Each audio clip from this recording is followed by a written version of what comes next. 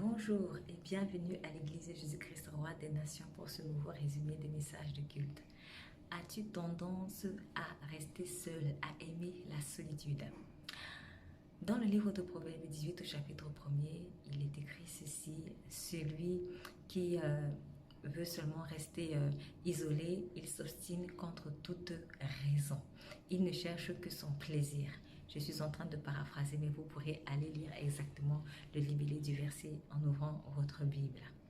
Quand on lit ce verset, on comprend plusieurs choses. Les personnes qui aiment rester dans leur coin, isolées, en fait, ce sont des personnes qui cherchent leur plaisir. Ce sont des personnes qui sont irritables parce qu'on dit ils s'irritent contre tout ce qui est raisonnable ou alors contre tout ce qui est sage selon certaines versions. Donc, dans l'esprit d'isolement ou de solitude, quand bien sûr ça ne vient pas de Dieu, il y a la colère qui est cachée. Il y a l'orgueil qui est caché. Voilà. Cher ami, tu ne peux pas faire chemin seul.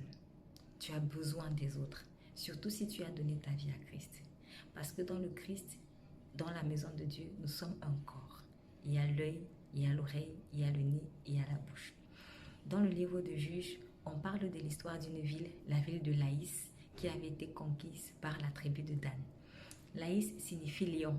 Et vous savez, on dit que la tribu de Dan a vaincu la ville de Laïs parce qu'elle était coupée des autres villes, parce qu'elle n'avait pas de liaison avec les autres hommes.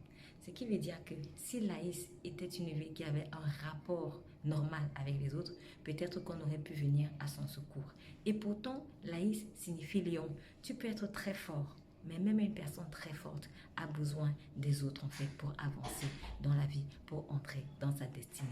Je t'invite à écouter le message de ce que dans son intégralité et je t'en prie, ne reste pas seul. Sois béni.